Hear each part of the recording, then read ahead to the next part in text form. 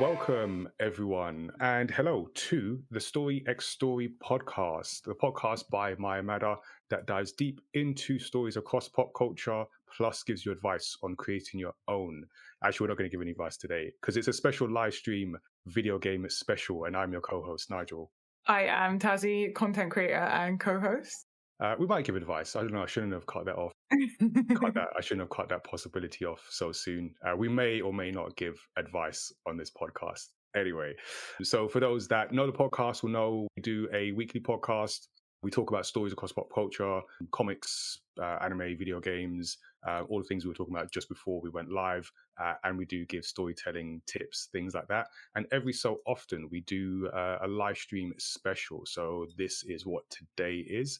We like to bring people together and talk about video games because why not? So that's what we're going to be doing over this live stream. And you can join the conversation. So let us know what games you're playing in the chat. I'm going to look at the chat properly in a second, or I'll just delegate that to Tazziii because I'm doing this whole delegation thing. So Tazziii will look at the chat later. But yeah, so you can listen to the regular weekly podcast, which is available wherever you get your podcasts from. So that includes Apple Podcasts, Spotify as well. And other than live in the chat, you can send us your feedback and questions in different ways. We do have a Spotify for podcasters page, and you can send a voice message, which I'm waiting on the day someone sends us a voice message, and Please send us a voice message. I'm so excited to have a voice message. Yeah, we'll do it like old school radio, just like caller number one. So that's option, and you can do it the old school way. Send us an email, studio77@mayamada.com, or you can do it the current way is chuck your thoughts unsolicited at us on social media, as people do. So we're at Mayamada on Twitter, at Mayamada TV on Instagram and TikTok, at Life of a W Gamer on Instagram and TikTok, or at Tazziii on Twitter. And you can become a Studio 77 member, but you can also join the Discord. We've got a Discord, and we'll share a link at some point in the chat as well. So you can be part of the Mayamada community and think about becoming a member so you can support the work that we do here at Mayamada, which I'm going to talk about in a little bit. But Tazziii, I'm going to chuck the hosting duties over to you for a bit. Yeah, I want to say welcome everyone in chat. We've got a lot of chatters here, so I will try and catch as many of you as I can. Hello, Ellen Hawk, Aggressive-matic, Numpty. Why is my screen so blurry? Neo Sprites, Numpty Face. This is Marta, who is also here, but in chat as well. They don't know who's here yet. Actually, no, because I put them on the graphics. It's I thought it was going to be a shock. Right. Supersonic, JM, because Ben, Edna, Ian. I try to get as many names as possible, but welcome. Thank you so much for joining us. And each month we like to get your opinion on a gaming topic. And this month we have been asking, is the PS5 Pro too expensive? After Sony's mid-generation console refresh announcement, it's been quite a bit of a topic, the price point, but do we think that the tech in this mid-generation update is worth the £700 investment, or is this just a really wild thing for them to put out? I'm sure we'll add a bit of discussion of our own once we get into the podcast, but the link to the poll is in chat now if you want to let us know yours. Nigel, do you want to let us know what's been going on in the Mayamada universe? I was multitasking. Like Gina's not here, so so I got to do this. Cool. Yeah, we're definitely gonna speak about the whole price. I was going to say price gouging. Let me just go with that. Anyway, we're going to get to it. But before we do, let's talk about what we've been working on in the Mayamada universe. So people in the chat may or may not know what we do. I'm going to start with the comics. So we make comics. We have a whole manga universe, and we are currently working on the latest, or the next Mayamada comic, which is one that features Tazzii's character in the Mayamada universe. So earlier in the year, we kickstarted a brand new comic, Origins Against All Odds, which, depending on how good I am at OBS, I might show later on, but no promises. But we're currently doing the artwork, so we're going to be sharing updates and things over the month as we get ready for an autumn release as well. So I'm also going to be going to Thought Bubble next month. So we'll see if things align, but first point will be getting stuff out to our Kickstarter backers who have thankfully made this possible. So very thankful for that.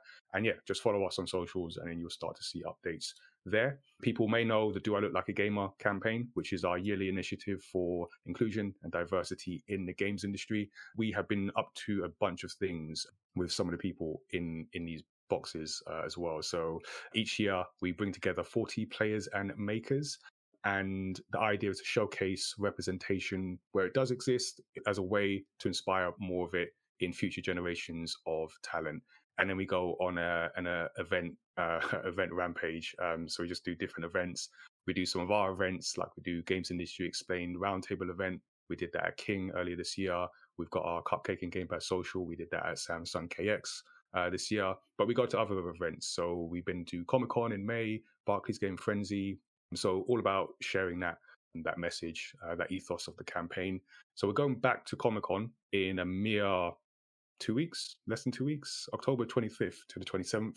We'll be there the whole weekend, showcasing the 40 on the convention floor and doing different activities. So we've got some games, we've got some tournaments, we've got a chance for people to come and share their gamer origin story with us as part of a video that we're putting together. We have a panel on the Friday, so at 12 p.m. on the creator stage, we'll be talking video game adaptations, and we've got a workshop on the Sunday, so tabletop game design workshop session. So it's going to be a packed weekend. Later in November, we're going to be working with another organization, Candy Bomber, on their Frey World Game Jam. So it's their first annual Game Jam event, 48-hour Game Jam, music inspired as part of the Frey World property, which has like a hip-hop theater dance show and a game. There's a mobile game being released. And so the 48-hour Game Jam is a chance for you to come and make games.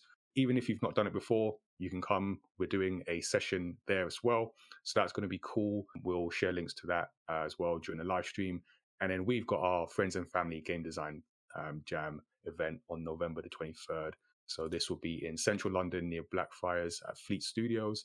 And this is a one-day event because we'll be really tired by that point. So just one day. And you can come with friends, with family. You can learn how to make tabletop games, which is what real people in the games industry do. So it's not all technical, although most of it is technical. But at some point, you've got to figure stuff out without technology. What if the world goes into an apocalypse and there's no electricity? But yeah, so you can stay tuned for that. We'll talk more about that on our socials. And yeah, more stuff. We've got more things planned for the rest of the year. On Twitch, you already know we do the podcast live stream from time to time, but each month we do different shows. So Tazziii and I talk about the latest mayamada announcements, news in the Studio 77 report. We do that live on Twitch, and then we record it, cut the bloopers out, put that on YouTube as well, thanks to Laura. And then each month I also speak to a different comic creator in a show we call Casual Conversations with Comic Creators. I'll give you one guess what that is all about. The next one is going to be November the 19th. I'll be speaking with Nathan Hawthorne about his journey, the comics he does, and just whatever else comes up in a conversation. So it's all about showcasing the human being behind the art form, and we do it each month, usually on the first Tuesday of each month, but sometimes it changes like November. So just follow us on Twitch. You'll get notifications. And then we've got a D&D games night coming up later this month. I think we've got Tazziii doing the DM for DMing. DMing? Is that a phrase? DMing, yeah, that is a phrase. Okay. Well, I mean, yeah. It's a phrase. I just wanted to make sure. Say phrase. Yeah, I was being don't know if it's the phrase, but yeah, no, that should be fun. I don't even know if you can count it as a whole second time DMing, but I've DM'd at least half a time before. All right, we'll count it. So yeah, stay tuned for that. And if you're a young aspiring creative professional or you know one, then you can check out our Showrunners Work Experience program. So we've been making opportunities available for young people aged 16 and up to work with the mayamada team across comics, video games, and content creation, and showcase their skills, develop confidence, as they make their first steps into the industry. So the comic I mentioned had a lot of input from different people who have been with us at different times. So excited to get that out, and we'll be bringing a bunch to Comic-Con. Yes, so I was just mentally going through the list of young people. So we've got some young people coming with us at Comic-Con. Yeah, that's the non-exhaustive list of what we've been working on. So hopefully some of that was interesting. But it's not just me and Tazziii here. We've got some other people. So we're gonna bring in our guests as we talk about the games that we have been playing recently. Yeah, so we're going to have a bit of a spoiler-free discussion about what everyone's been playing and who is everyone. Joining us today, we have host and voiceover artist Miabyte. Welcome to back, because you was with us for a non-live video game roundtable previously. Hello. Yes. Glad to be back. Thank you for joining us again. And we also have game composer Chase Bethea, who was with us in 2023's mid-season Story live stream. Welcome back. Thank you for having me. Pleasure to be here. We also have Marta, Twitch streamer and gaming community manager. Hello. Who was last with us for the MCM Comic Con panel on anime and manga adaptations, which was a lot of fun. Thank you for having me. Thank you for joining us. And then we also have cosplayer and narrative designer Rhianne Murphy, who was last with us during our Do I Look Like a Gamer Navigating a Career in Games show at EGX London. So welcome to the live stream. Oh, thank you for having me. And so we like to know what everyone's been playing, so we can start with Maya. What games have you been going on? Good question. What games have I been playing? So recently I platinumed Astrobot, which was a fantastic experience. Who else has played Astrobot? Only the one that came with the PS5. I want to get a new one. There's the most joy I've had with a video game in a long while. Not that I played the other ones miserably, but just no. Okay, so take that joy from Astro's Playroom and then times it by about like 3 or 4, maybe, like 4 to 5 times the amount of enjoyment of that. Like I had so much fun with Astrobot. It is. I mean, a lot of that is going to be nostalgia, obviously. Like me being a PlayStation fangirl, having an original PlayStation back in the 90s, and being a follower of PlayStation for so long. A huge chunk of that is literally just finding these little bots in the world and seeing what they're references to. There's a Vib Ribbon bot in the game. That's a deep cut, and Demon Dice as well. Very deep cuts to like the OG PlayStation 1. And I don't want to spoil anything, but I was talking like a couple of streams before I'd started streaming Astrobot. I kept going on about like Ape Escape because I absolutely adore Ape Escape, and I'm like, I really wish there was like a modern day Ape Escape. And then I get to a certain section of Astrobot and my face lights up and I'm like, game of the year. But yeah, no, Astrobot is fun. It's this really amazing mix of just like classic platforming goodness. So at times it feels like Crash Bandicoot. At times it feels like Mario Galaxy or Mario Odyssey. And you could tell that they've just like lifted elements from those games and just stuck them into Astrobot. But it's single player. It's a one and done type thing. The platinum was super, super easy, and I just enjoyed the absolute heck out of it. But other than that, I've been playing the new Zelda game, Echoes of Wisdom.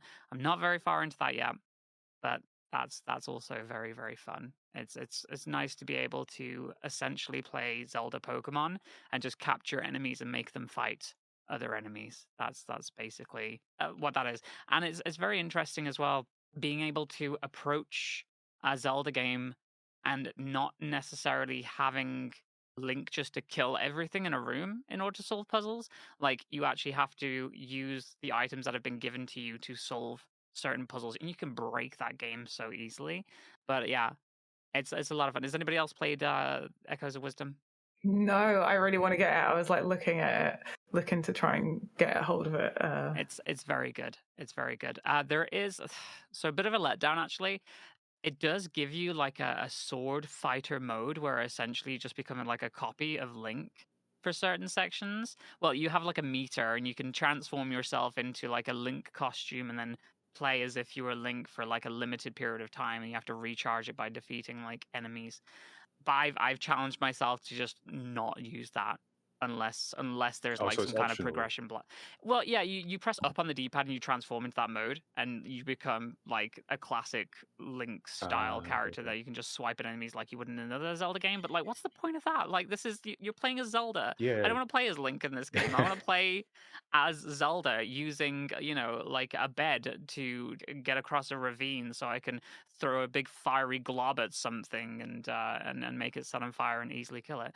I found it very, very hard to beat enemy very early on. I can't remember what they're called. It's like the Pea Hat or something. One of like those original Zelda enemies that like spins around and has like blades on the bottom with the Yeah, I know which ones you yeah. mean. And that is OP. I've defeated 2 bosses with that one like monster not using the Link mode because it wants you to use the sword fighting mode, but I'm refusing to do it. But yeah, lots of fun, and I cannot wait to see what else the game has to offer. Yeah, I need to play it because I feel like it will bring back a lot of what I enjoy about the Legend of Zelda games, On it, but in a new way. Like, honestly, it's as if they tried to do Tears of the Kingdom but in 2D. That's how it feels with this okay. system. Like the feeling of like experimentation and just being able to like throw different things at a problem and see what works is very Tears of the Kingdom, and I'm that it's very enjoyable. Awesome. Chase, do you want to go next? Yeah, sure. So I'm. This might be a shocker to some, but I'm actually not playing anything current or anything that people may or may not know. I'm playing on my PSP. I'm playing Chess Master. I'm learning to play chess again. I think it's been on my mind for quite some time ever seeing Queen's Gambit that I wanted to I did relearn the same chess thing. properly. And oh yeah, I yeah, did exactly the same thing. I saw that, got an app. And so I figured, all right, I'm going to get really good to at least beat the computer before I actually play against someone. Because other people kind of play on, I guess, chess.com or something like that. I figured if I can at least beat the computer a certain amount of times, at least on the PSP, then I'm even going to jump into the Game Boy version to see, like, compare. I like to see, like, what the skill set might be. And then I've already noticed an increase in my intelligence thus far in terms of how I navigate in my life. And it's been pretty interesting. I'm very excited.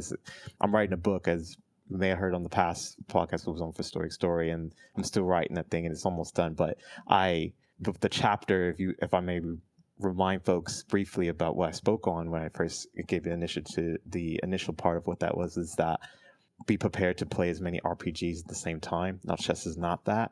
But when you're playing RPGs, you're kind of doing some kind of tactical form in some form of fashion. And so I feel like I've elevated beyond that in the meta form. So I'm definitely doing what I already had mentioned in the chapter a year ago. And so Chess Master on PSP is what I'm playing right now. And I'm losing, but I'm losing on purpose because failure is the fastest teacher. I'm going to say that from now on too. I love that you've like planned out your progression method. Like you've got your skill tree in place. That's how you have to do it. Love that. That is awesome. So then, Marta, you're up. What games are on your play deck at the moment? Oh gosh. Fun fact about working with video games is that you don't get much time to play video games, funny enough. But I have 2 games on rotation at the moment, and don't make fun of me. So I've been playing Yakuza Kiwami 2. So I've been going through it. I played the original many years ago on the PS2, and I've been going through it for the first time now, and I've been really enjoying that. It's not a recent game, but it's a game that I've been enjoying. I'm a big fan of the series, and I just love how serious and ridiculous it can be at the same time. But also, Also because I find it really, really cozy and I enjoy it. I promise I'm not biased for those that know, but I've been playing Lego Fortnite, and it's genuinely a surprise for me because it's a fun game and it's great to play with friends. And it's not. I thought it was going to be maybe a bit stressful, but the community has been very, very welcoming, and I've been learning a few things, and it's been a fun time. So I've had those two in rotation at the moment.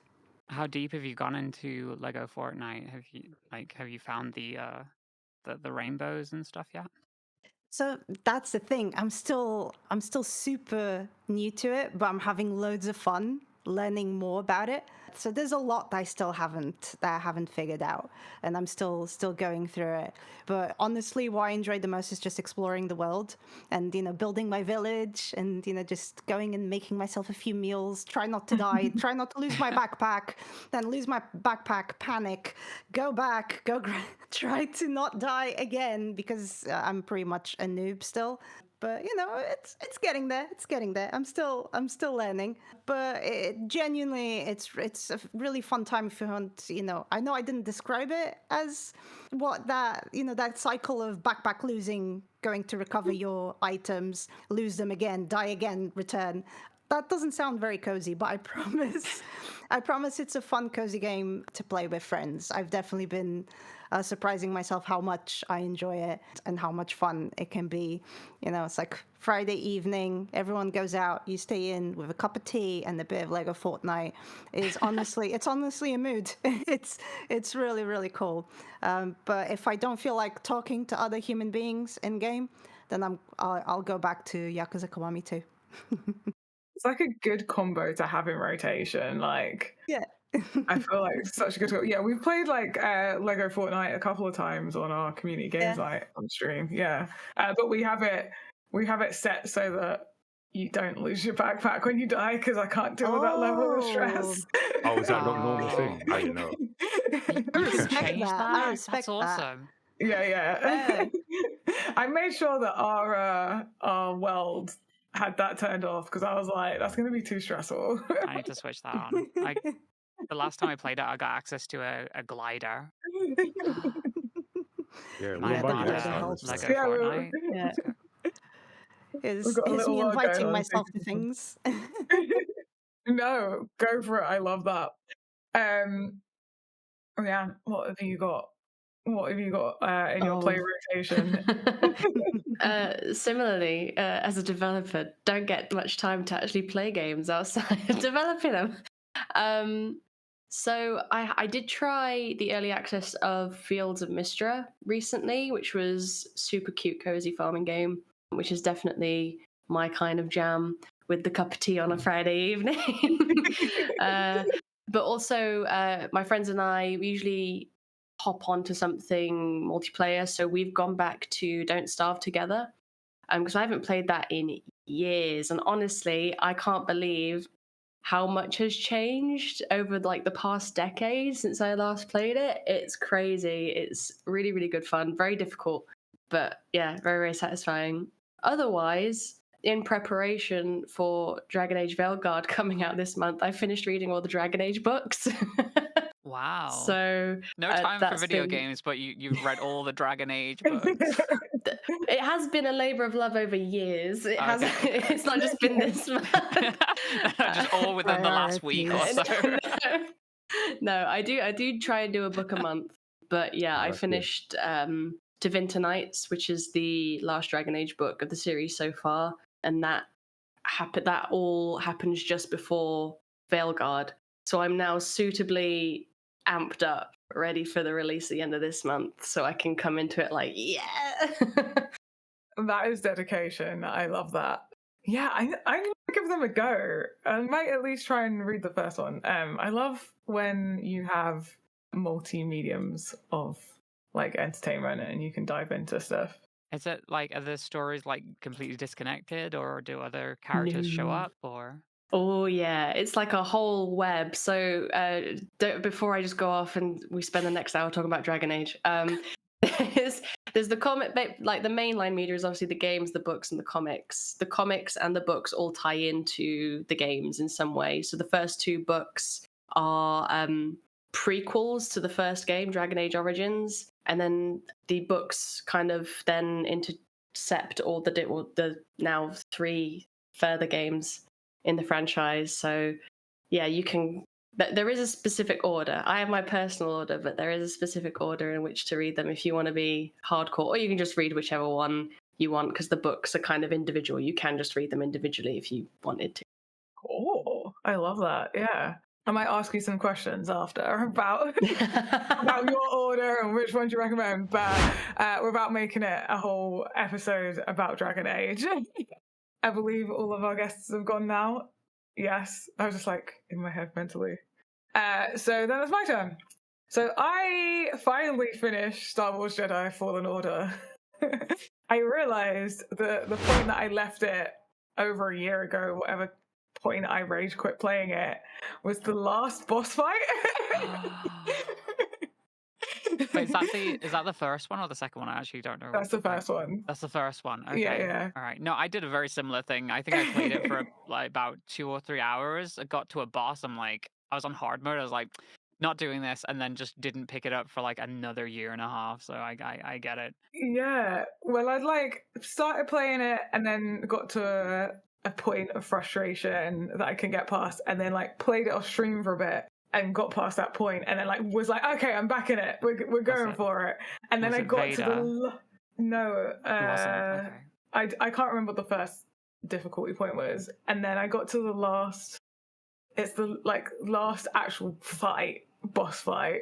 And then I tried it. I must have spent about 4 hours, like in total, because there was like a couple of sessions off stream and a couple of sessions on stream. So it might have even been more than 4 hours. And recently, like literally the other day, I was like, I'm gonna just hop on it, see how I do. I managed to beat it. And then I was like, oh my God, I finished the game. All this time, I was literally right at the end of the game. Oh, I honestly, I did the exact same thing with like Final Fantasy VIII back in the day.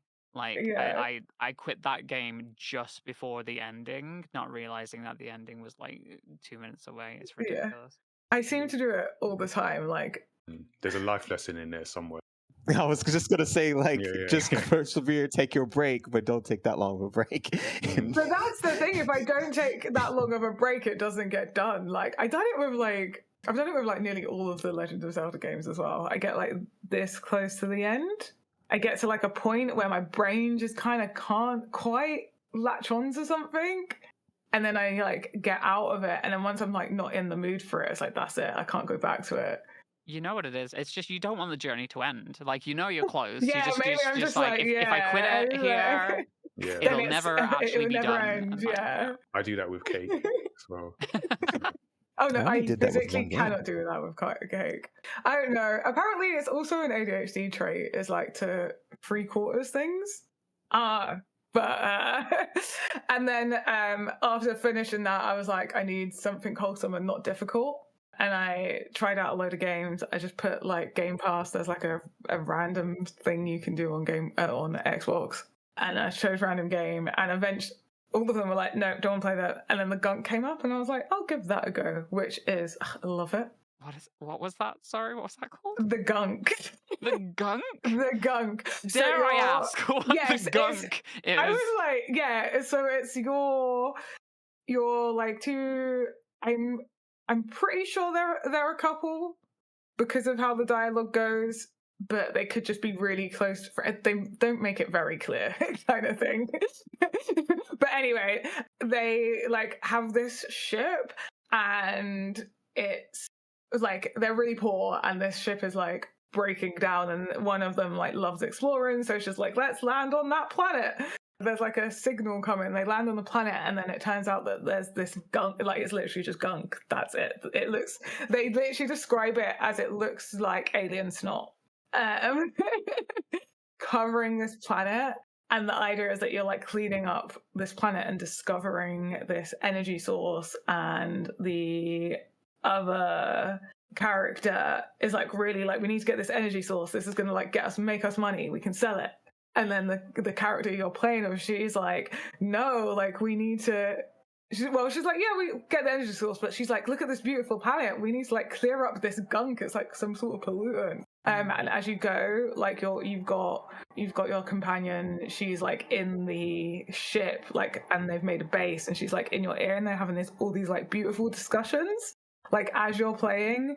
And so like, there's a lot of games that have like similar sort of gameplay styles in terms of like you're clearing up the planet, collecting resources, and uncovering some alien artifacts. But what makes this really different is the story and the dialogue around it. So I'm just chilling. It feels like I've got someone there with me. I absolutely love it. It's so good. It's so good. I feel like, and it's a short game as well. So I'm nearly finished because it's like a 6 hours to complete type game. I'm looking at the trailer now, and honestly, I didn't expect a game called The Gunk to look so incredibly charming. Like it's so charming. Like the colors, the like design of it, and like the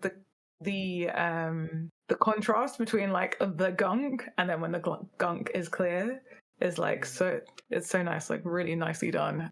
And it's just like, yeah, such a comfort game. I can see myself doing another playthrough of it. Like, yeah. I think you've sold me on this. It's like basically third-person action adventure, power wash sim. Yeah. Yeah, exactly. And then you're like upgrading, like her hand's called Pumpkin, so she's got like a robotic hand called Pumpkin that like sucks things up, and you can add all these different mods as the game goes on. So yeah, I'm trying to like unlock all of the mods for Pumpkin as I'm playing. But it's great. I love it. I absolutely love it. But Nigel, what games are on your play deck at the moment? So I don't work in the games industry as a developer yet. I find myself not having time to play games. I don't know how that works, but I did make some time a little while ago, and I just went back to games that I just snacked on basically and not come back to. One of which is Jedi Fallen Order. I don't know why I always get the names mixed up between like the latest one and the first one, but I'm definitely on the first one. So I've been playing Fallen Order. I'm like on the opposite end to you. I'm still very. I feel like puzzles have just started to be introduced into the game. So on that, but I'm just always impressed by it. I quite like Star Wars games. Knights of the Old Republic being one of my like top games, just in my top of all time list. So yeah, I do like Star Wars games, and I need to get a new PC because it runs okay, but I feel like I want it to run better. But I am enjoying the game, so I've been playing that. Still quite early, so it's just going to be a ongoing update. Probably the next by the next live roundtable, I have got halfway. We'll see. So I've been playing that. Been dipping into Mario Wonder as well, which I'm a big fan of, and I'm guessing everyone else has played that game. I guess I played some of the it. demo. Okay, it's kind of a crazy game. It's like just a bunch of random stuff happening. Like I feel they leaned into the whole mushrooms as narcotics thing, and What they if said Mario but with hallucinogens? yeah, yeah, it's that's what it feels you had like. me at random stuff. I was like, yes, give me some of that random stuff. That's really the only way I could describe it. It's just like every level, it's just like a new random, and there's no, at least as far as I can tell, there's no story to it. It's just random stuff happening in a level. But it's cool the way it plays with mechanics. Yeah, it's just it's a fun time, something I can sort of dip in and out of. So I've been playing that. What else have I been playing? Oh, I went back to Shredder's Revenge. So Teenage Mutant Ninja Turtles, Shredder's Revenge. Yes. Yeah, actually, a game I actually finished, and I went back to the DLC. So there's a new. So good, isn't it? Yeah, that's just like it's just old school nostalgic side scroller, beat 'em up, fun, and it's Turtles. So how can you go wrong with that? Don't go wrong. Exactly. So I've been playing that on the Switch, a lot of Switch gameplay. I have to give a shout out to Pico Park, which we did on the last game night. I don't know if anyone's chaotic, that game. Yeah. Yeah, Yeah. I played that with about like 7 other VTubers back like a couple of years back, and Mm. it was a time. Let's just say that. It was definitely a time. We had six, seven, six, like in Yes, our 5 or community. 6. But yeah, because it deceives because it looks simple, and it is simple. It's a simple kind of co-op puzzle game which you can play online as well. And what it does is it sucks you into those first 2 levels, which are very easy and very affirming and very ego boosting, and and then it ramps up to difficulty and and it's stressful. But we did it. We got to a milestone. So I was quite pleased with us, the group performance, even though it was a bit laggy. We had to accommodate for that. Yeah. Yeah, I think someone on stream said it's like looked like a kids game, and I assure you, it's not a kids game. It's That's an not. adult. That's an adult. That's a grown adult game. It might be kid graphics, but adult puzzles. Yeah, yeah, yeah. I had to use my brain like I was doing a degree or something again. So yeah, I think that's all. What I will be playing is God of War. I need to get back into, but we won't go into that yet. But Oh, no, let's go into it. Which one? Valhalla. Okay, you twisted my. I start. All right, this is the rest of the podcast. Yeah, There we go. Let's so I started chat. the Valhalla DLC, and then came back to it because I wanted to give other games some time. But I feel enough time has passed now. I need to get back into it. So let the record show I have spoken about other games. I was wondering that I hadn't heard God of War for. You're stronger than many. You're stronger than many. Yeah, I did my best. But now it's time to relapse. So I'm gonna get into that soon. But that's the future. I'll bring that up on a future podcast. So those are all the games that we have been playing and enjoying. Now let's get to our main. I was going to say main story discussion, which is what I do on the podcast. I guess it is still the main discussion. In our video game roundtables, we like to look across the games industry for big topics and stories that catch our attention and discuss them with our panel. So the way we like to do this is we have like a main topic, and we try and touch on Sony, Microsoft, Nintendo, see what else we've got time for. So we'll see what we get through. But the one that I wanted to talk about and get everyone's thoughts on is the relatively recent story of PlayStation shutting down their new game Concord a mere 2 weeks after it launched. Which, so I've not played it, and I guess never will. Most people haven't. Yeah. I guess that's the problem. But apparently, only 679 played it at its height. Something like that. Its height, yeah. But when I saw this story, I was very close to doing like a double take. Like this feels like such a big story just in the industry, obviously for this game, and in many ways a sad story about like people who've worked on a game for years and years, and then to have it shut down. But for those that don't know, PlayStation took the decision for its new Firewalk developed live service game Concord and took it offline in September. So on September the 6th, issued refunds to players just 2 weeks after it came out, August 23rd, shut down September 6th. So it's a team-based first-person shooter that, as Mia said, has drawn like historically small audiences, despite being available across both PlayStation 5 and PC. And yeah, this has not been a good run. First of all, did anyone get a chance to play it, or was anyone anticipating it? No, okay. Well, there's the. I had no idea of its existence until you brought this story up on our report recording. I think I saw one trailer like a couple of months before it came out, like 2 months before it came out. Was like, oh, it looks like they're doing a Guardians of the Galaxy-esque thing. But it's not really like for me. I mean, it's another hero shooter. Who wants another hero shooter? And then it came out, and I didn't know it'd come out. So I think, and that's the idea, right? It's like, did the audience want this? Well, so for the I guess the majority who hadn't seen it, it's I had seen comparisons to Overwatch. So you play as a team. I think it's 5-on-5, and it had this whole narrative around it that it seemed they were quite invested in. But like you mentioned, it's at a time where the whole live service hero shooter box has been filled, and I'm not sure about the appetite for more. So, do you think, for those that did hear of it, was this an inevitable outcome? Did you expect it? Did it shock you? No. I personally wasn't shocked at all, and this is not even the first instance we've seen of a game of a similar genre completely biting the dust. And some of them most people haven't even heard of because it didn't, they didn't even see the light of day. You hit the nail on the head, right? It's the market is saturated with similar gameplay experiences, and you really need to bring something unique to the market to really entice you to play a similar game. And to be honest, based on what I've seen, I didn't play the game, so I don't want to fully judge, a product that I haven't really experienced myself. But based on everything I've seen, or the little marketing that I came across, it didn't really show anything that was unique about it. And coming in a time where, again, the market is saturated, there are other offerings that are free and are high quality.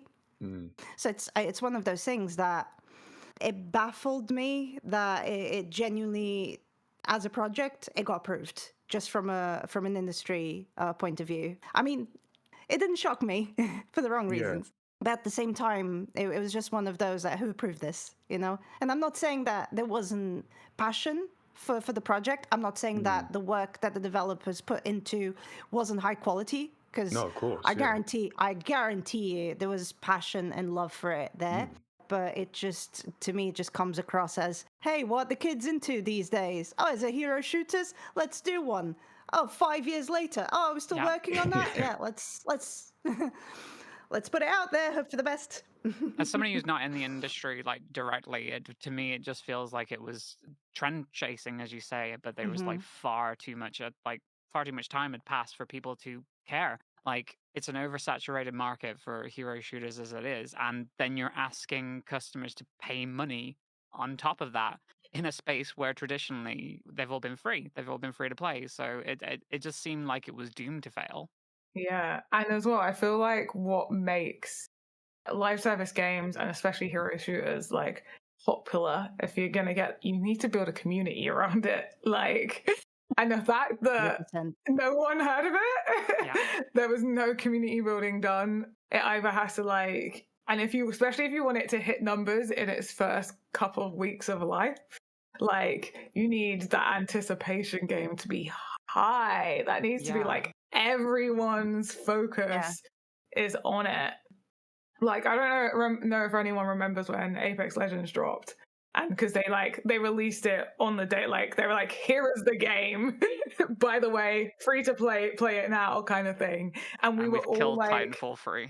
Just don't think about that. Yeah, let's not, because I might cry, like I did cry playing Titanfall 2. But so they created hype around it, and then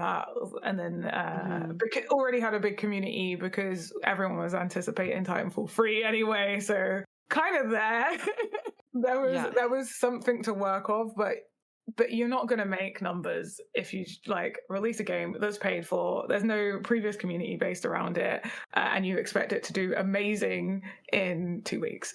100%. I have a question. Did anybody see any marketing for Concord, at all? Very minor. So I was aware of it I think it was a previous State of Play when they had a big announcement for it. So they did a narrative teaser, so some of the cutscenes, and then they did the gameplay teaser. So I watched this and I thought, oh, this looks interesting. It looks like there's a story there, some characters, some Guardians of the Galaxy light maybe, but looks like there's something there. And then I remember it switched to the gameplay, and it was a hero shooter. And are you familiar with light switch and how you turn them off? Honestly, same. That was my interest. It just instantly went off. I was totally invested until the hero shooter came across, and I was like, oh, it's a hero shooter. And it's a shame, because you want to see new ideas, because new IP, you want to see that. It's just, the format feels to me, because it's not my type of game. Not that it's not a bad type of game, but it's not something that interests me unless we do it for like a games night live stream. But other than that, and it makes me wonder what it says about not just live service games, but large games that ideally companies want a lot of time invested in. How much space is there any more space left as Fortnite and Roblox feel, depending on your age, taking up all the slots? Yeah, I think Tazziii touched on a very important point, and maybe just because it's my area, but you need to build a community around it. You know, a live service game doesn't live without its community, and if it's not there, if it's not, you know, if they're not vibing, if they're not enjoying themselves, and they're not connecting with the IP, with the game, it's not really going to go anywhere. And it's you know, communities are difficult to build. They're not easy. And sometimes I think studios and publishers can take it for granted. They think, let's build the thing and they'll come. And some developers and some studios have been very, very lucky that was the case with them. And I think other studios, and I'm not saying that was the case here, but maybe there was a little bit of that where they looked at other people's success and went, we'll build it. They'll come. And of course, that's not how it works. You know, I think people forget that our players are human beings. They're real people that get excited about things the same way that we do. And if the community isn't there, it's not going to work. So we have to remember that we're fighting for their time, but their attention. So people may have already their choice of game that they play with their friends already. So what unique thing could they bring to the table, or could we bring to the table? If that hook isn't there, and that community, because sometimes the community could be that could be the hook. Some of the games that perform really, really well in the space, they're not necessarily the best games. They're the games that have the best community, because people get excited. Yeah, I'm gonna, you know, this Friday I'm gonna play PUBG with my friends. You think PUBG is my favorite game of all time? No, but it's the game that I vibe with my friends. Exactly. And there will be other people. So I would need something very specific to kind of go, you know what? I'm gonna vibe in a different game. So it's difficult. I want to bring up some of what is happening in chat right now, because I feel like there's some really good points. So Mr. Susan says, people have spent hundreds of hours and pounds into competitor titles that have been running since 2015. They won't just ditch that for a new similar live service game, which is so accurate. Two things that are very finite for people at the moment. Money and definitely time. Like, that's an invaluable resource that people do not have a lot of to just... I feel like that's the main thing as well. It's like every single game that we seem to play now is live service in a way. Like, it seems like every other game has a battle pass. Everything has something that you have to commit, like not just like a little bit of like a session to, but you have to just go back there daily, do dailies. And when you're thinking about how many games there are as well, that's I'm like a lot that. of time. Like, just set up. I mean, I have Final Fantasy VII Ever Crisis that has dailies. I have to put in about like at least 45 minutes in that, just at minimum a day, just to get the most out of what I'm doing from like a free to play basis. So you go into any other like game and it's just asking for hours of your time at a time, and then some other game is coming in and saying, yes, well, you need to pay this fee first before you even get to do that, is like, it's just not going to happen.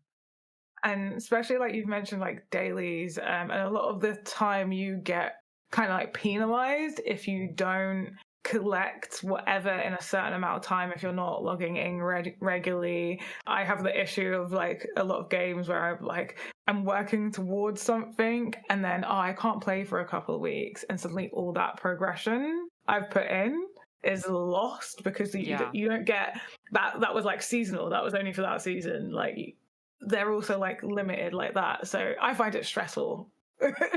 Honestly, absolutely, yeah. I really want I think it's Gwenpool on the last battle pass in Fortnite, but it's like I've got no time to play Fortnite at the moment, so like what's the point? But that's the only way of getting them though, is to buy the battle pass, and I just don't want to and play it at that specific time. Like, at least make these things last. Like, I'm gonna put my money in. Yeah, but let then me know you need the that. FOMO sometimes, don't you, to get those sales? Because otherwise people just be Yeah, but like, like "I just can everything's come the back to it FOMO. anytime." Yeah. So then it's like I'm not gonna do any of it because I'm missing out regardless. But I suppose it works for most people. Most people getting the money, but for how long? It's part of the strategy in a lot of places. In a lot of places, Yeah. like, oh, if it's limited time only, everyone, people will, yeah, it's a real Yeah. technique. Yeah. It is, but I feel like we need to get creative in our money making strategies as well. So I had a question, if you don't mind Yeah. listening to it and hearing it out. For you as members of the industry, what changes would you have made to potentially have made Concord a success? Just to generate that groundswell. Do you think like stuff like, you know, like online multiplayer tests help, like just to get everybody playing the game before it releases, and like at least like alphas, betas, that kind of thing? Like what would you do to to have made it different? Um, for me, and this is going to sound, because I don't think that the issue itself, again, I haven't played the game, but I'm By all coming accounts, from, it's a decent, well-made yeah. game. So coming from the assumption that this is a good game, right? And sometimes we know that some of it is luck. Sometimes it does come down to, okay, this is going to do well or it's not going to do well. There are some things that you can control, others not. But to be very honest with you, I would have probably, even 5 years ago, I would have, if I was in charge of approving a project, I would have looked at this and gone, no, we're not doing this. It's just, unless there's an As a live service incredible game. hook. As a live service game, absolutely not, and not as another hero shooter. It's just, it does not have enough to come into the market right now. And I think it's one of those things that, you know, these things go in cycles as well. Now it's like you have your Metroidvanias when they're really popular at one point, and they still are, and they're everywhere. They're still going, but it's gotten to a point where like, oh, another one, and oh, look at that, another one, and another one. And it gets to a point that it doesn't matter how good the game is. If the market is full of something, it's very, very difficult for you to find, you know, that pocket in.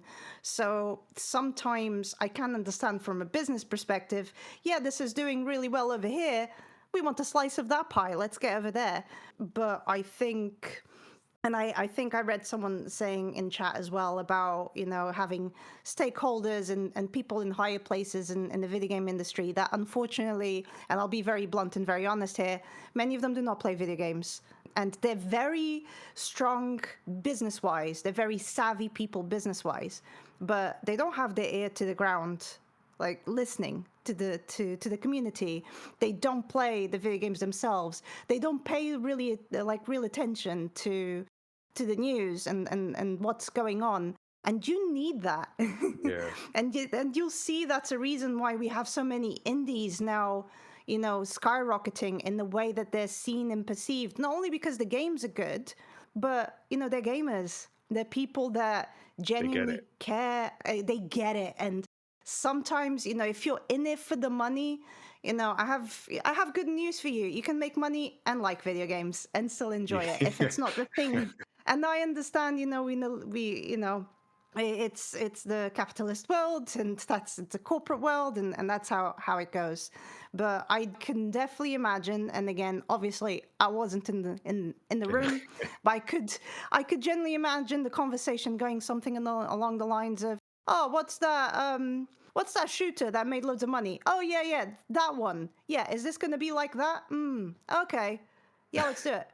Because they see the dollar signs or the euro signs or pound signs, and people see the news, and it's a very big way of overseeing it. So in this particular instance, you know, the TLDR is sometimes, even if you're very passionate about a genre, it's okay to put your head down and go, you know what? The market right now isn't ready for this. Let's wait. Let's maybe think about a different angle in a few years' time, and let's focus on something else where we can bring something unique, because there's so many amazing developers and people in the industry that have so much to offer, but what they bring to offer, people see as a risk, and we're not willing to take as many risks anymore. And again, that's why indies are performing very well with audiences. Maybe not as well monetarily, just because it's just difficult at the moment for everyone. But like culturally, in regards like, to yeah, in terms of the art. And 100%. I feel that there was an article I saw in the Guardian by Keza McDonald that kind of summed it up for me in terms of sort of where we are in it. They mentioned the failure of Concord is also symbolic of the existential level problems in modern game development. They are so expensive to create, and it takes so long that a game can miss its moment years before it's released. All this makes 100%. Yeah. Yeah, all this makes publishers risk averse, but if you're simply trying to recreate what's popular, it'll be out of date by the time it's finished. And the bit for me when I had that light bulb switch off moment, they also say, I do not want a game that takes years to play. I want one with something to say and experience to impart, and one that eventually ends. A game whose artistry comes before its business model. And we've got a podcast episode coming out later tonight. And I think we said something in terms of talking about like anime and Studio Ghibli and the way they make games versus maybe studios in the West. And I feel that just something to say and one that eventually ends just speaks to me so much. So yeah. So I wanted to just, because this point is just like so accurate. I was literally having this conversation the other day. The community is crying out for couch co-op. I would have gutted Concord's core game modes and used them to use the multiplayer mechanics for co-op campaign.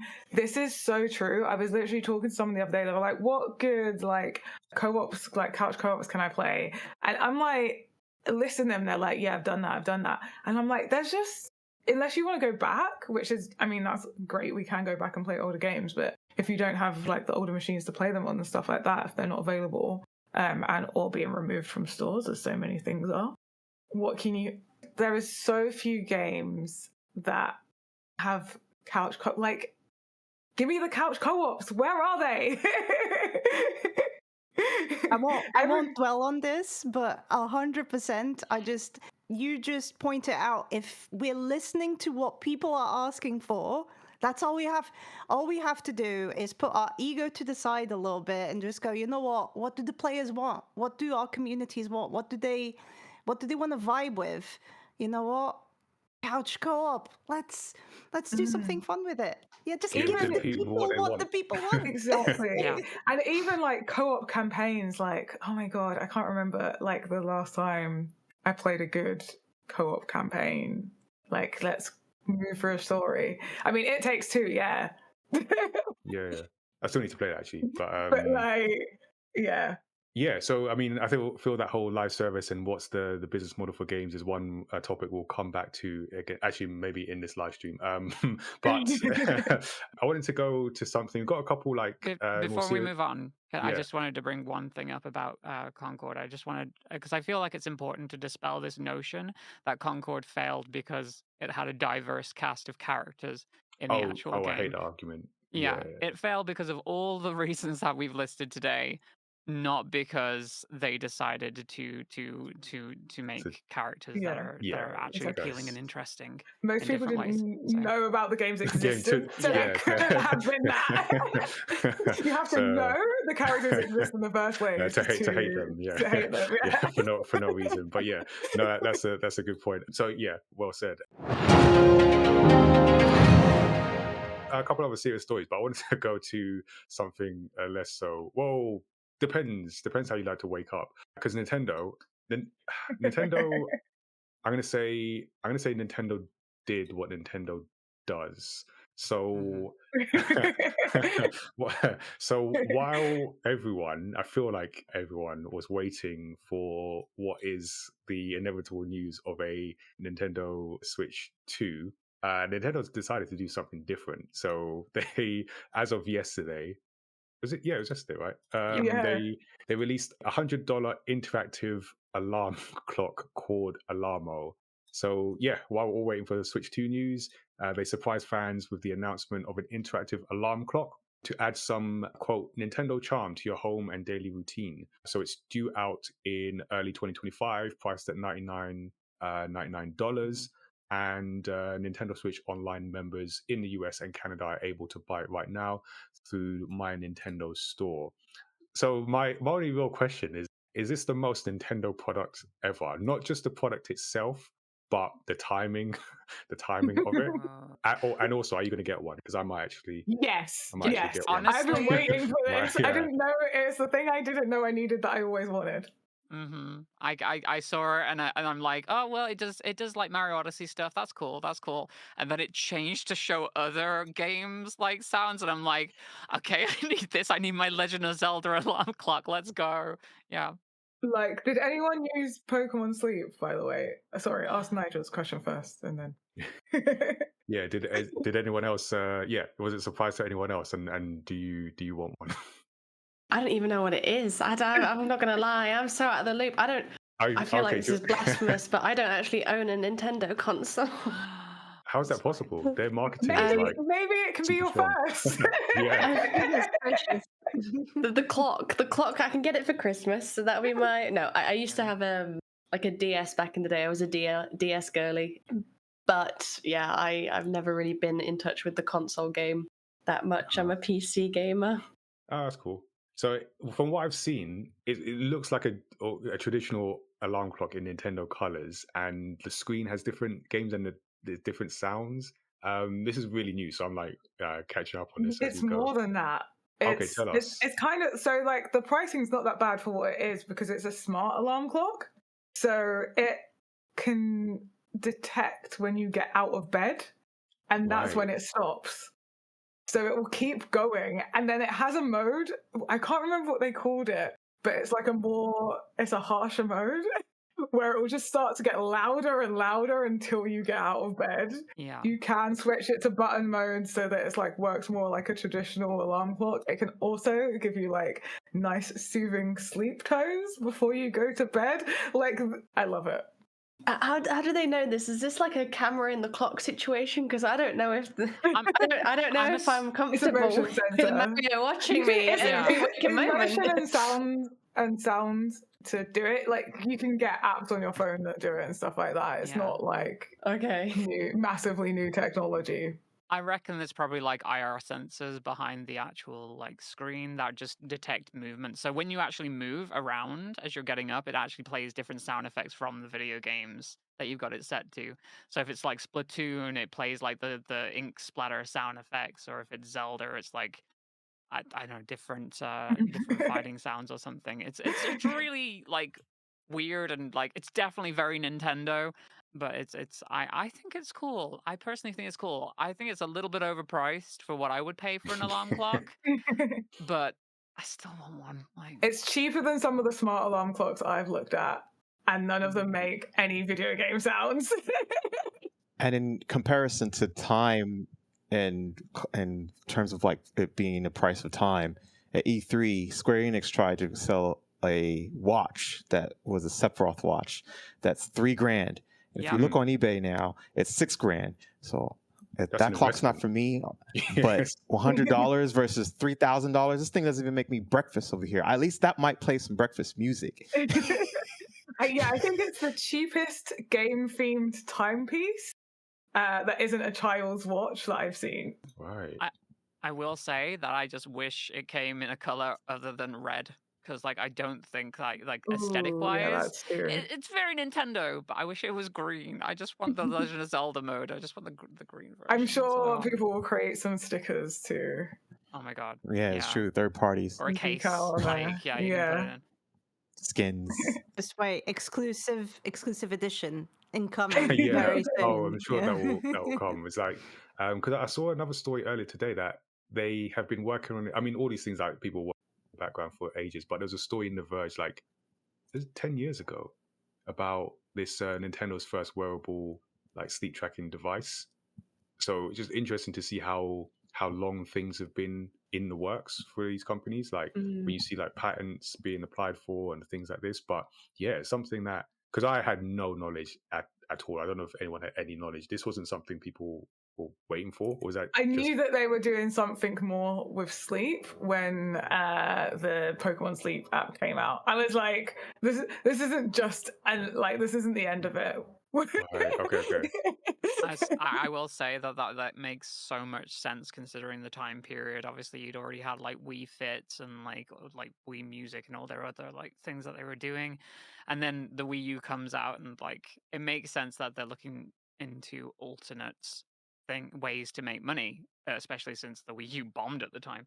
So yeah, it's so interesting that it took them 10 years. God damn. It's also very Nintendo of them. Very. Like this is like if we look back at Nintendo history, like this is just a track record. I still think Labo is weirder, but like yeah, I give you that. Absolutely. Yeah, didn't know you could sell me a cardboard box. But your cardboard box could be a piano, like. It cannot be a piano. It definitely cannot be a piano. It can be a poor attempt at a piano. It can definitely not be a piano. That thing is going in the garbage. Okay, so early 2025 for that. All right, let's switch over to let's go Xbox because I want to know what people think about. Speaking of changing business models in games. Anyone got Game Pass? I do. My game's on Game Pass. Oh, yeah, that counts. That counts.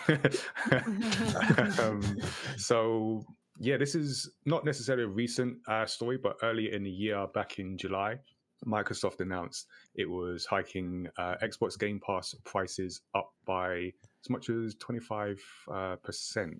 And it was I thought it was a big change, and also replacing the standard subscription tier on consoles in September. So that's already happened. So that means Xbox gamers will now have to subscribe to Game Pass Ultimate if they want to access new games on the day that they are released. And that was the big one for me. That's the one where that made me sit back and just think that's a pretty big story, because I do remember an earlier roundtable we did where I think I said something along the lines of each of the different platforms has got a different model, and Xbox was Game Pass, and Game Pass is day one releases. I have that phrase seared into my brain watching any Xbox showcase, and that feels broken now. So essentially there are now 4 tiers, and we've got Game Pass Core, PC Game Pass, Game Pass Standard, and Game Pass Ultimate, which is the most expensive one and does include day one releases and EA Play along with online multiplayer.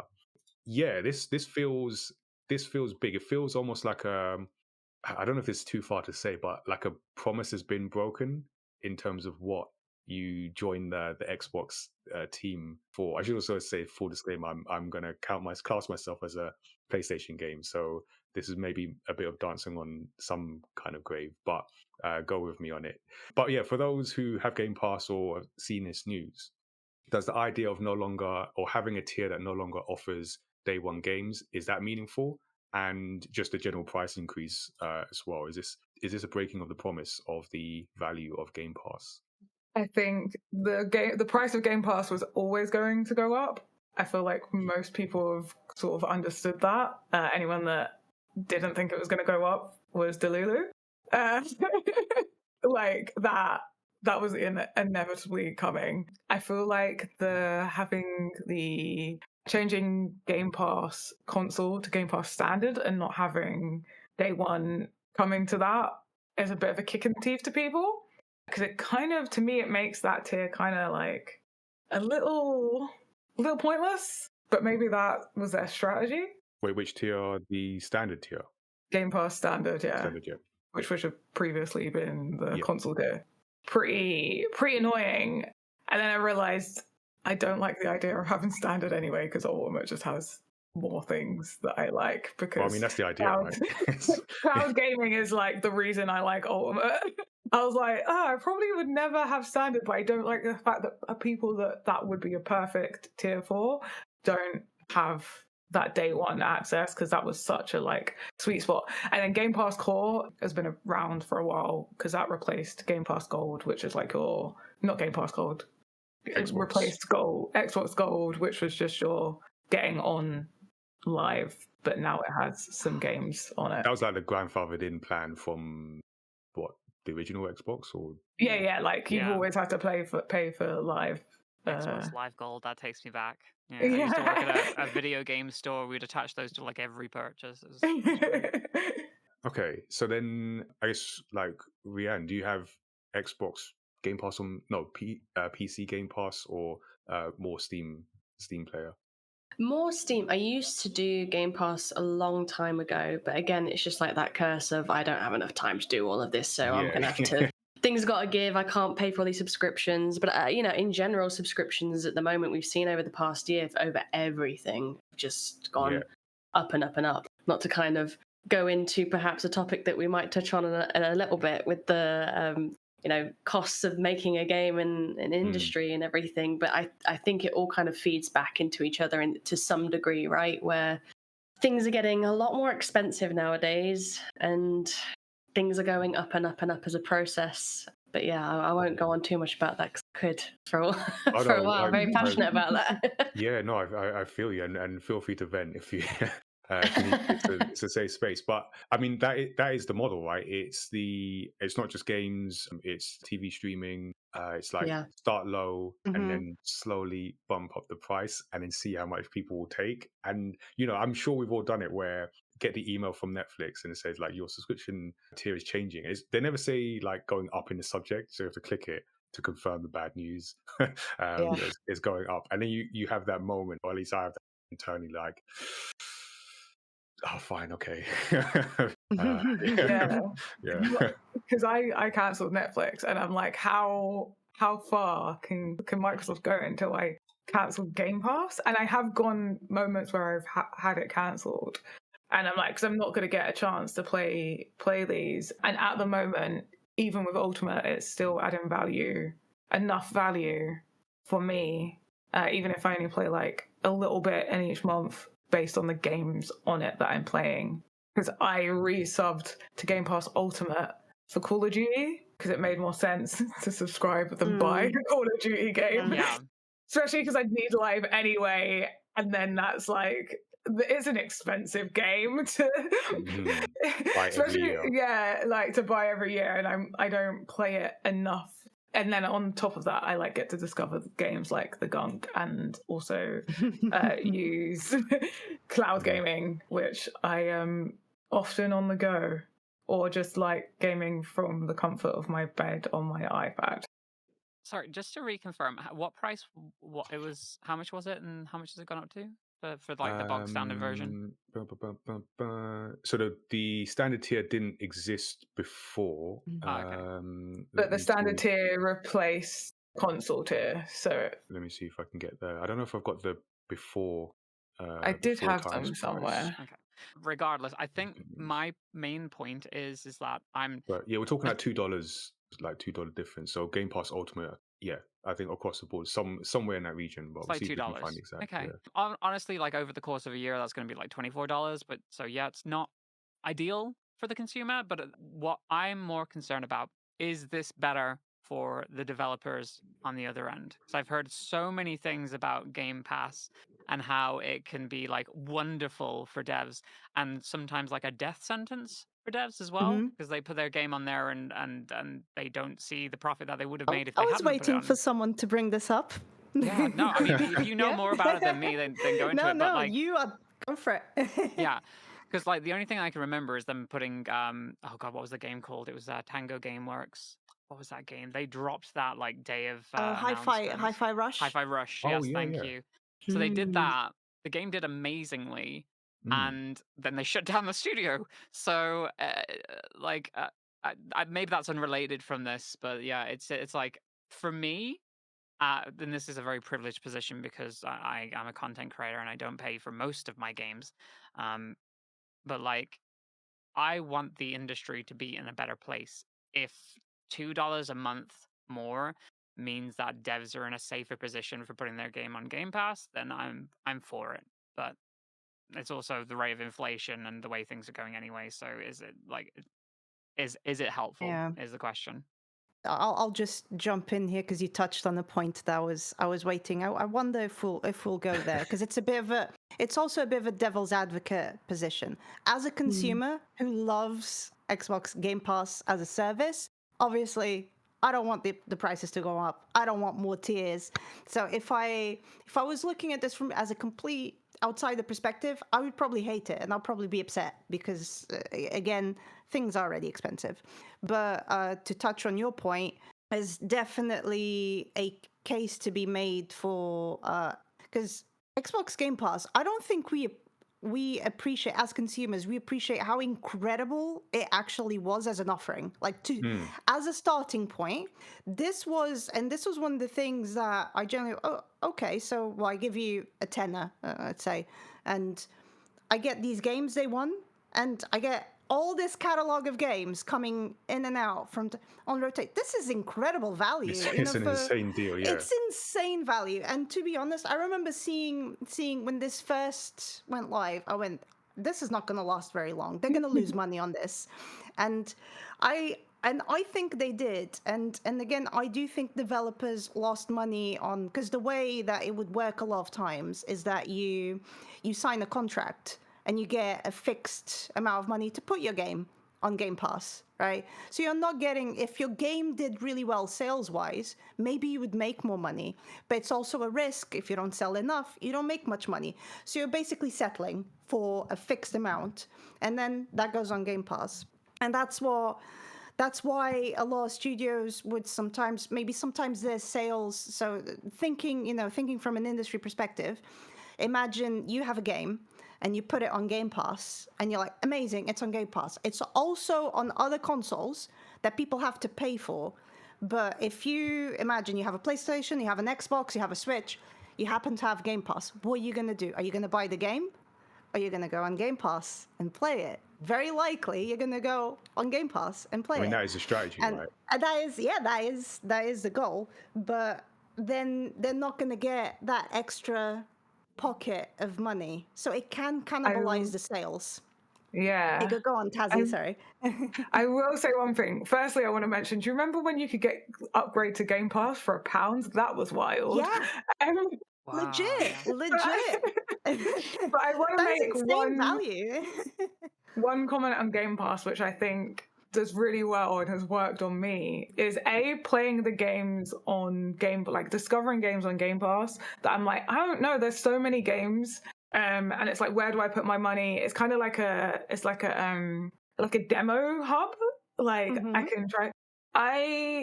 Even earlier in chat, I was like, the Grunge is only $4.99 on Steam. Let me go buy it on Steam.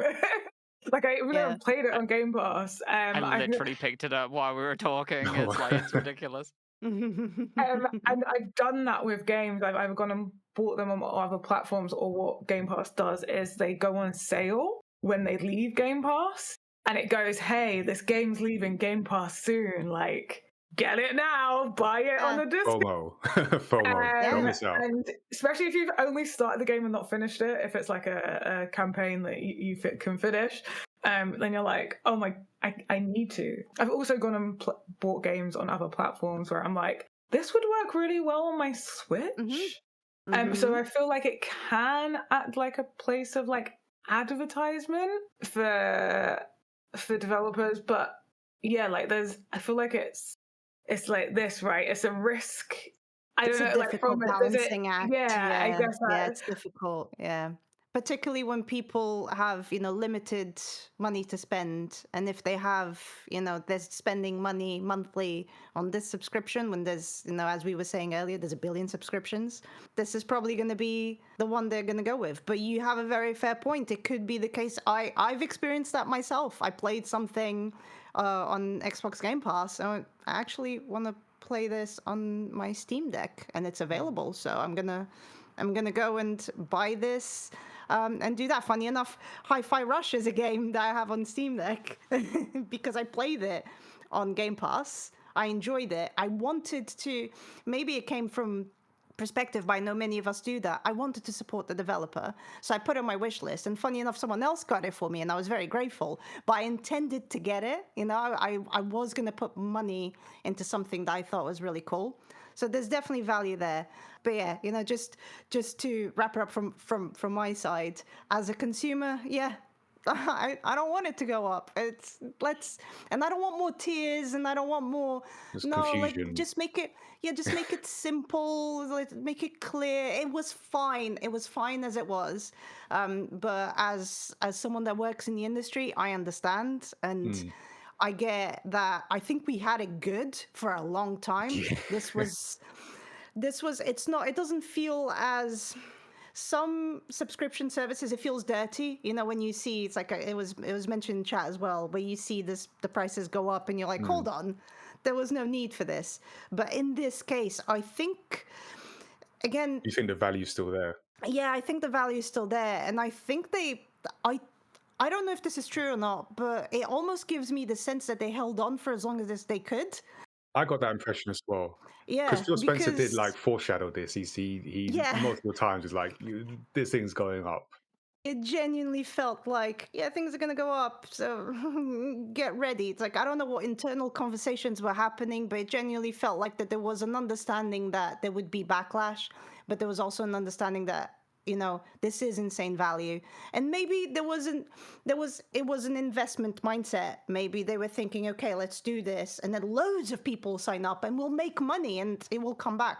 And then maybe that didn't happen. And now... Yeah. And they did just buy Activision Blizzard for like a cool 70 billion. So you gotta make that back somewhere. Yeah, somehow. Yeah. Can we just, for a moment, I think I was on the last podcast where this was still about to happen, and we were talking about it about to happen. yeah. And I think I remember mentioning, and there was a point that I brought up that this puts too much power over what happens in the games industry with certain publishers in the hands of Microsoft. Yeah. And they get to decide what games get made and what games don't get made. And it's horrifying And here we are. that time has proven me right. And I hate that. I hate that so much. It's scary when you feel like there's an overseeing overlord over several things that you enjoy as a consumer.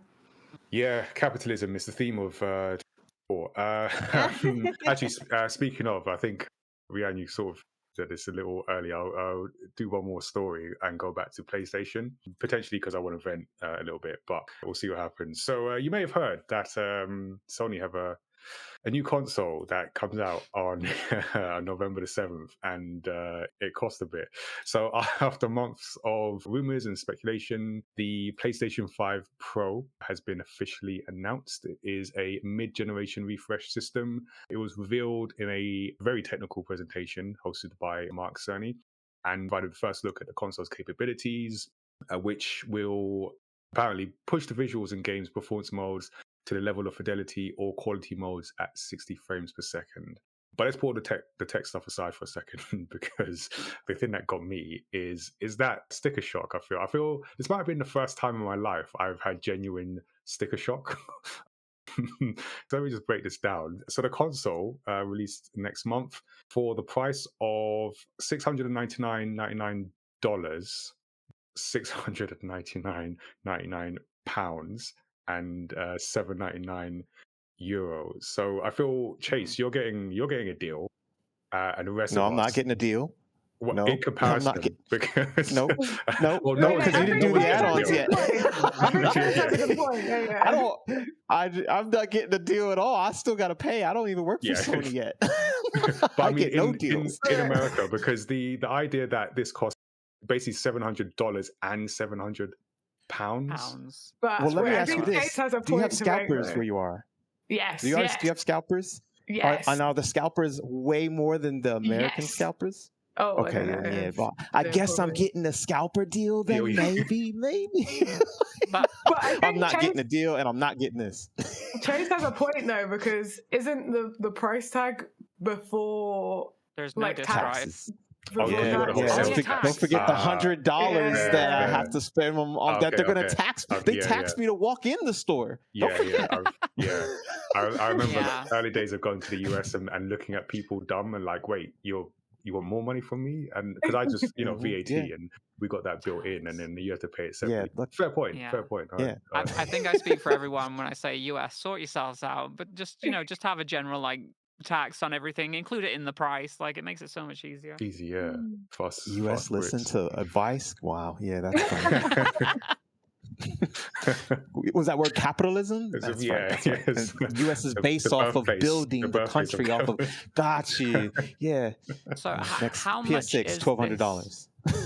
with the disk drive? Because I know the disk drive is separate. 'Cause it's like digital only, isn't it? Yeah, I didn't even get the disc drive is separate. The stand is separate. And those are gone, by the way. Yeah. It's The scalpers got insane. those. So much for playing your games, I guess.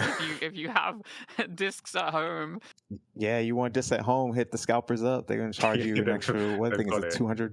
$900? I think. Yeah. You I want to mean- put outright? Talk to them. you can buy like 8 Alamos for the price of the price of That's gonna be a loud PlayStation house. 5 Pro. Make sure you get up. You can buy One for every Pro room. or Ugh. Rhianne, ears. is your gaming stop at PC? Are you a PlayStation gamer at all? What do you think? Do you have PlayStation? Yeah, we welcomed our PS4 into the house. No, PS4. What generation are we on now? Oh my god. Five. We got PS5. She's not with PlayStation. She's with Steam. we managed to track down a PS3. They said it could be done, but we got it last week. I don't know if you can see the back of mine. I've got PS3, PS4, and then that's where my lineage That's of the the limit. PlayStation Yeah, that's the ends. stop. we do have a PS5 because I got Okay. it intentionally for Final Fantasy 16. Okay. But Makes sense, obviously, makes by what I've just said, I don't play it very often. My partner mostly plays it for, well, at the moment, Space Marine 2. So you do Okay. often hear that in the household. Yeah. But And is there I am interest in upgrading? I'm in no. I've always been behind on console releases anyway, like throughout my entire life, and I'm genuinely curious to see how this upgrade just does with the public. Like, I'm very interested to see the figures because personally, I feel like this is very much pushing a bracket. We're just coming out of a cost of living crisis, babe. I don't really know if many people can. Are we coming out of a cost of living crisis? I thought we were still Slowly, very much in slowly. it. Doing donuts in the cost of living crisis. It's- We're just this is- circling. A daily It's a part, cycle. daily activity. I just got the email to say that my like energy bill is going up again. I'm like, Oh, yeah, God. true. Very true. I thought we went. I thought they had a cap on that as well. Oh Lord.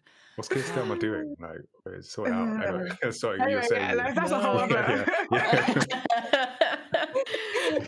But yeah, I'm genuinely interested to see what the figures are going to do in like the first months of sales and the first 3 months, because I don't know if I'd know anyone who would go out day one to buy it because of the price point, but also because I feel like the current generation of PS5 without this new edition gives a very good experience for most players. Not, you know, you think back in the day, the jumps between PS1 to PS2 to PS3 to PS4 were very significant jumps.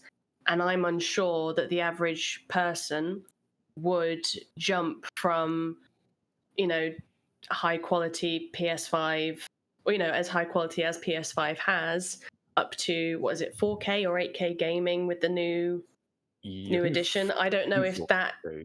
I don't know if people have televisions that support that enough to then or can afford it. Yeah. As an average person, I don't really see the point of upgrading. I looked at the comparisons and I was like, I guess it's slightly better. Okay, if I want a better frame rate, what? And I don't know if it was just the stream that I was on, but I was really struggling to be like, no, this is clearly better. I guess it's like I don't see the point of like investing that much money, considering the way things are at the moment, into something that's going to give you like a minimal benefit. Like it's not worth the price. The other thing is like about like seeing the numbers in the first 3 months. I feel like we need to see them in the first year, because the first 3 months is when the scalpers buy them. Right. Oh, true. Yeah. Honestly, you know what? I hope all the scalpers buy them, that nobody's interested, and they're left holding the bag. Yes, that would be great. That would be like, karma for the scalpers. What if Yeah. that was Sony's like plan all along? They were like, let's just release a console to make us money and mess over the scalpers. I will say, I'm gonna make an attempt at devil's advocate here, because so when the news came and you see like the reaction, I feel all the reactions have been negative, maybe including my own. But then I spoke to Ben, formerly of our streams, and I think he's getting one. So I found one person who is getting one. Wait, does Ben already have a PlayStation? I have a He does. PS5. Yeah, I think he does. Yeah. But he's Games getting stopped the doing trade-ins he's now, getting the so- anniversary Yeah. version. No, I don't think he's going that far. And it just made me think there is a category of person who wants the latest and greatest. And even though we are in that cost of living, from a company perspective, and I'm going to put like a company on for a second, see how this fits. Like and I feel people forget like the pandemic, which still has an impact, and I feel this whole generation has been impacted by that. So way before the pandemic, there would have been a plan, because we've seen it with the PS4, PS4 Pro, to do the release, and then on a swell of like positive vibes, come out with the Pro version, keep that going to the next generation. And it feels to me partly that they've had to do it in a sense because it's the plan. But also they will know, like Sony will know who's buying what console, what accessories, and they'll know there is a category of person who this is for, and it might not be for everyone. So I feel sometimes people will go like, like cost of living, rightfully so. But then Sony won't be like, okay, what does this individual person have in their bank account right now to release for us to release this console? And I think looking at that side, it's like it's part of their whatever strategy they've got to release this console. Having said that, yeah, no, I'm not thinking. I'm not doing. I feel like is this made for just the 1% then? Like, like such a small percent. You know what I mean? And like, Yeah. the other thing is like, with so many different competing devices of entertainment nowadays, like it's no longer just the console wars. It's the attention wars. It's the attention. Well, yeah, like it's not. You're no longer fighting just for. Like the competition is so broad now. We have like handheld experiences, and I don't think you can any longer divide like handheld experiences from like PC and console experiences, because the line is merging between what the definition and difference of those is. Before they were fighting for like being in someone's living room on a screen, but that's no longer like on a communal screen. That's no longer the primary point of people's attentions. And yeah, everyone's got like some kind of mobile device. And when you're competing in a broader sense, the competition is no longer narrow. Maybe they've, because I remember again going back to a previous roundtable where before this generation, it felt like each one had their own strategy. Nintendo was just be Nintendo. I love your analogy, Tazziii, of Nintendo playing checkers on the chessboard. And then Nintendo does feel like the ADHD child. Yeah. Hey, look at this alarm clock. What console? I don't. And then Xbox, like in on Game Pass. Like we don't care about the box as much, but we care about getting you into this ecosystem. And then Sony is prestige, and this feels like they're leaning into that. Maybe a bit too much. Maybe this is some of the PS3. You'll work 2 jobs to buy this, Sony. I don't know if it's some of that, but they're leaning 4 in. jobs. Yeah, they're leaning into that. And as we round out, my final question is like where we are now. Do you see a particular strategy working well or not working? Like who in this console war, if this still is a thing, who do you see as coming out on top? Who's doing well? Nintendo. Yeah, The at the one that moment makes the it's games. Nintendo. Like they seem to be skating by. They're just like they don't care what's going on. They're like, yeah, we're making money off the Switch still. Let's release a clock. Let's open a museum. Let's open a theme park. Let's do all these things because like the Nintendo brand, as much as I love Sony and I have a partial like for Xbox, I guess. Nintendo seems like it's more than just a video game company at this point. It's And they selling. never were just and they never were just a video nostalgia. game company. They started as a toy company, and I don't think they've ever lost that. If anything, they've just broadened their spectrum from play to lifestyle as well. Actually, they used to make trading cards for the Yakuza before they did toys. Cards, right? They used to own love hotels as well. So, but I was hearing many years ago, I think, like probably a decade ago on a podcast, that Nintendo could shut down today and still have enough money to survive for 5 years. And that was like, I think I heard that statistic about 10 years ago. So 10 years ago they could do that. Imagine what they're able to do now. And this, I think, just the company that makes games for the systems is the one that's going to survive and do the best, because PS5, you gave me a new console. No one I've ever talked to says, "Well, they can't name me 5 games. They can't name me 10 games." Yeah. So what are we doing?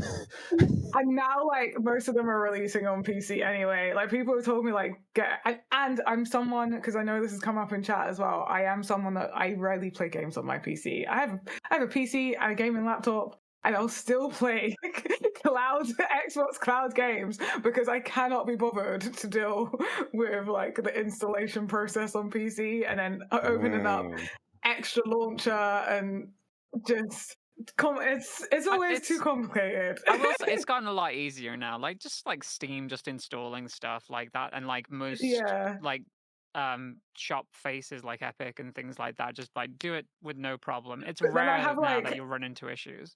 I have like 5 different storefronts on my PC. True. And my games are all over the place, and it's still easier to just and then I have an issue with my PC. Like the other day, it won't be like non-games based related stuff. Like the other day, I don't know, something was up on my graphics drivers and I couldn't get my monitors to work properly. I never have that issue with console kind of thing. But even me, I'm like, I'll just stick to PC over PlayStation, because that's a whole lot of money for not a lot of things. Do you still have to pay for PS Plus to cloud save? I imagine. Is that still a thing?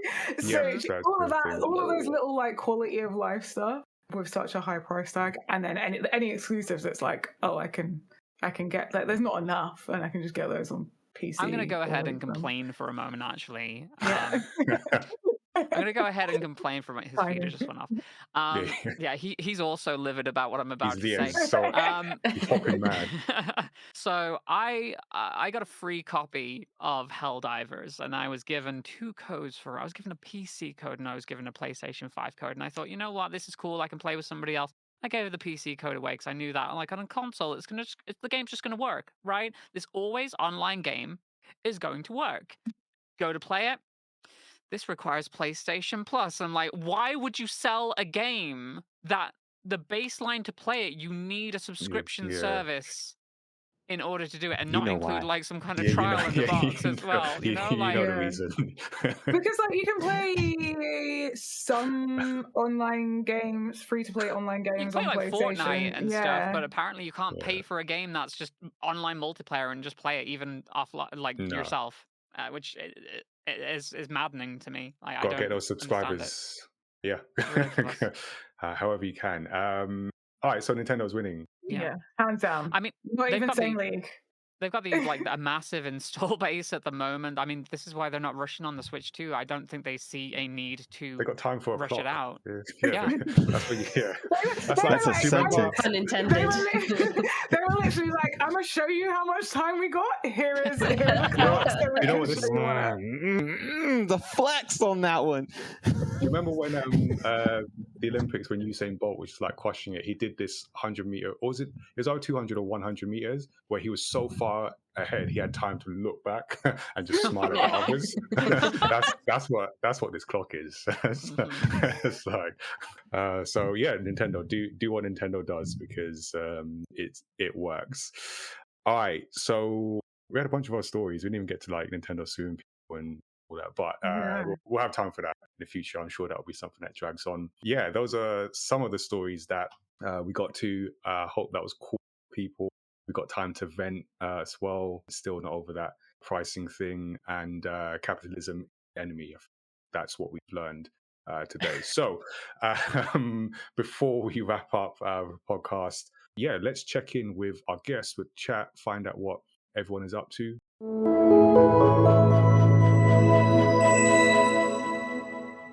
Yeah, we've had some great comments in chat. Like I've been trying to keep up through text, but let me see if I can try and highlight some of these. So only drawback with my PC is I can't play games on it when I'm sitting on my sofa downstairs, although I think you can get things to stream to another TV. Absolutely accurate. Like I love playing games. I work at my desk. I want to play games on my sofa kind of thing. I get that. Considering a PC can do so much more than games, and I prefer keyboard and mouse over any controller I've ever used. Absolutely. However, I'm lucky enough to have a fairly high-end PC, so the point is somewhat mute. Yeah. Is that Rhianne? That wasn't me. That was Numpty. I'm just going to say Numpty because that's a long name. Numpty McNumpty Face. That's a name. It's a glorious name. I find it wild that they're releasing the PS5 Pro when most people I know still don't have a regular PS5. That was from Yuka Pants. I'm trying to get some variety in here. I think just dropped a link to the poll as well. So. Oh yeah, vote on that. Is the PS5 overpriced or not? I think the only people who may get a Pro are people who don't have a PS5, but then when the PS5 plays the games that the Pro can, why would you pay even more for the Pro?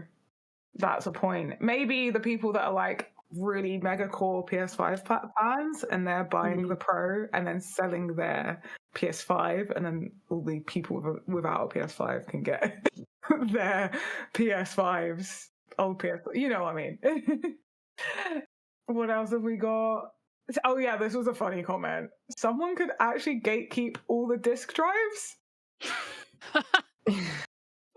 In my head, I've just got this person like mountain of disk drives, and you've got like with a big stick. Yeah, that's a business model. Yeah. So the next Astrobot boss. The disk drive diva. Defeat them if you want to see discs. Oh Free god, the disk drives for the people. That is the next Astrobot. All the parts come apart, but you have to go get the disk drives separately to everything else, and the stand as well. No, the disk drives in the DLC. But yeah, we can continue the discussion on our socials and also in our Discord. So I don't know if we've got a link handy for the Discord if people want to carry on that conversation, but work on that. We have some amazing guests here who all have projects or things that they're working on or just things that they want to shout out. So we'll go ahead and start with Maya. Have you got anything that you want to comment on coming up? Yeah, sure. So yeah, I'm Miabyte. You can find me at twitch.tv/Miabyte. That's where I do all my streamy type stuff. We just basically stream games and do other things. I have some potential cool hosting opportunities coming up that I can't talk about yet. But another thing that I've really been working on at the moment is Magic the Gathering content. I'm very much into Magic the Gathering these days. I've been playing for about 3 months and I've launched a whole new YouTube channel. So if you want to support, we just hit 100 subscribers with like, I think within the first 30 days. So that was fun. And that's going to be over at youtube.com/@Commander DMG. The channel is called Commander Damage. If you've played the Commander format in Magic the Gathering, you will know all about that. So yeah, it's youtube.com/@Commander DMG. Go drop a follow. We do weekly Commander games and unboxings and other cool stuff there too. Nice. I'm not into Magic the Gathering, but I'm into Magic the Gathering content for some reason. I don't know. So I can totally teach you. I could totally teach you Magic the Gathering. I'd be more than happy to. So definitely check that out. Chase, have you got anything you want to mention? Yes, a couple things. So number one, I want to mention that I was actually honored on this month for Black History Month for Black composers on October 4th. This was the official calendar here. And there I am. Congratulations. Other people, notable musicians on here. Thank you. Herbie Hancock, Queen Latifah, Jimi Hendrix, Lord Kitchener. Wow. So some heavy hitters to be able upon this and be celebrated in the UK for Black History Month is a high honor. And with that, I've come off of the conducting of the performance of MagWest in San Jose, where I was writing this music for the game called Sunken Stones. It's kind of like Into the Breach. That demo is on itch.io, but you can also wishlist the game on Steam. But I released the pre-order for the soundtrack on my Bandcamp. So if there's a link, we can post that in the chat so folks can check that out. And then I also give like some behind the scene things on my Patreon and some of my industry insights as well for things like that too. And then we also be posting more content. So you'll see the rehearsals of MagWest and the conducting, and then my thoughts about what it was like and things of that nature as well on my YouTube channel. So go ahead and check that out as well. And those are the things that are happening. Awesome. That is so cool. Thank you. That is absolutely amazing. Marta, have you got anything you want to shout out? How does one even follow up that, to be honest? Yeah, I guess I can mention a couple of things. I used to stream. I had to stop due to personal reasons for a while. However, I do plan to return soon. So if you'd like to, this is, news telling you now, I do plan to return to streaming, hopefully by the end of the year. So if you'd like to follow me, the usual twitch.com/this is Marta with 3 A's, because apparently there were 2 of the Martas out there with 1 A and 2 A's, and I put 3 A's, and I'm on all of the socials at my uni. I'm usually very active on Twitter/X, whatever you want to call it. And I will not mention why I would like to give a shout out to these 2 games, but if you know, you know. Do check out Lego Fortnite. Download it.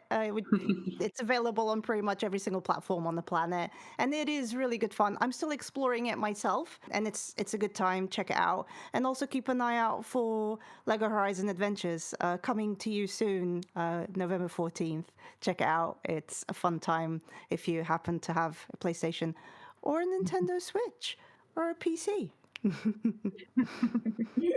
And then, Rhianne, what about you? Is there anything you want to give a shout out or a mention to? Most of my professional work is under NDA. As always, very briefly, I will say that Life is Strange Double Exposure is coming out soon, which I was very proud to work on. But aside from that, I can't say anything else. Personal wise, I do a little bit of cosplay, which you can find me on Instagram at Rhianne Man. If you like cosplay, but also books, I do a lot of book stuff and D&D stuff. And then I also have started a YouTube channel last year, which is very maybe small and quite niche, where I discuss things about getting into the games industry and narrative design, if that's something people are interested in. I also very, very nichely go into live action roleplay, which has been a passion of mine for the past year. I highly recommend joining LARP if you haven't already, because I love it so much. And you can find me over at YouTube at Rhianne Murphy. And that's pretty much it. I love that. Cool. Is there much LARP in the UK? Oh, again, we do not have time. Okay, we need to catch up. Yeah, we need to have a catch up. Do you go to Empire at all? I do go to Empire. Do you go to Empire? I don't, but my friend does. It's amazing, I've heard. So it's incredible. It's the largest LARP in the UK with around 3,500 to 4,000 people each event 4 times a year. It's off season now, but it starts again in April. So if anyone's interested, I highly recommend Empire because it's really cool and well established. Nice. Thank you all for sharing your amazing things that are going on with you all at the moment. Yeah, no, so I'm just thinking about 4,000 people and yeah, that's crazy. But yeah, no, thank you all. Always appreciate people spending time with us. I appreciate people watching as well. Thank you everyone in chat and anyone who's watching this later or on the audio when I put this on the podcast feed. So if you have enjoyed this episode, check out the podcast, the audio podcast. We release every week. You can check that out where you get podcasts. Also, give us a rating there with do listen. 5 stars, please. So that helps us reach new listeners and fans of story discussions. We are also story creators. We have our own story, which I didn't get to show, but it is in the works. We will be sharing that on social media, Origins Against All Odds, and you can check out mayamada.com for our other titles that we've done already. You can also join a Discord. I put a link in chat somewhere for that, so check that out. Continue the conversation, and when we've got more stuff, we'll shout it out there. And if you are in and around the UK or London, although we do have an online thing coming, in general, our Do I Look Like a Gamer campaign is available to check out and get involved with. looklikeagamer.com, which is all about inclusion and diversity in the games industry, wherever it is, UK and worldwide as well. And the podcasts release every week on Thursdays, and it includes creator interviews, video game discussions like this one, and deep dives into stories across pop culture. And you can always give us a shout directly. Our email address is studios7@mayamada.com. And we've got a website, mayamada.com/story, or links to subscribe, and you can check out the episodes listed there. So that's our roundtable. Thank you all for joining us. Until next time, thank you for tuning in. Stay safe, and remember, the universal sign for success is now alarm clocks. So I think that means Flavor Flav wins the console war. I don't know. But anyway, take care, everyone. Bye. Bye.